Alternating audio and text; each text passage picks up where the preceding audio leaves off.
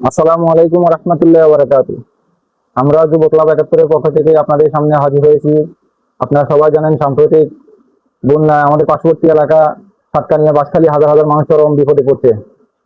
ঘরবাড়ি ডুবে গেছে, বিশুদ্ধ পানির খাবারের জন্য হাহাকার, চারিদিকে হাহাকার। এই কঠিন সময়ে মানবতা টানে আমরা চাইতেছি তাদের পাশে দাঁড়ানোর জন্য। আর এই পাশে দাঁড়ানোর জন্য সবাই সহযোগিতা আমাদের প্রয়োজন।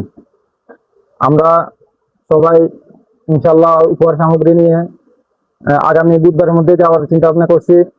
এখানে আমাদের একটা অ্যামাউন্ট দরকার, অন্তত আমরা ১ লাখ টাকা একটা ধারণা করছি। আর এই ১ লাখ টাকা আমাদের নিজেদের পক্ষ থেকেও দেওয়া হবে, এবং পাশাপাশি আপনারা যারা আমাদের শুভাকাঙ্ক্ষী আছেন বা বন্যার্থীদের জন্য সহযোগিতা করতে ইচ্ছুক, তারা সবাই এখানে সহযোগিতা করবেন। আমরা বিকাশ নাম্বার, নগদ নাম্বার দিয়ে দিব।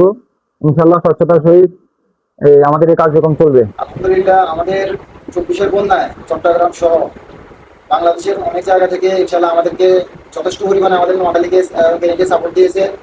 তো ওই ধারাবাহিকতায় আমাদেরও ইনশাল্লাহ আমাদের পাশে থাকার দরকার।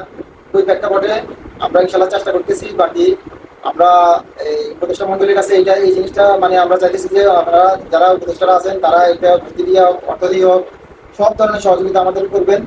আর আমরা এটা ইনশাল্লাহ ফেসবুক পেজের মাধ্যমে আমাদের স্বচ্ছতার সহিত, আমাদের রসিদ বই সহিত আমরা বাউচার আছে যে কত টাকা কালেকশন হতেছে, কত টাকা আমাদের ব্যয় হবে, আমরা এগুলা উপস্থাপনা করব।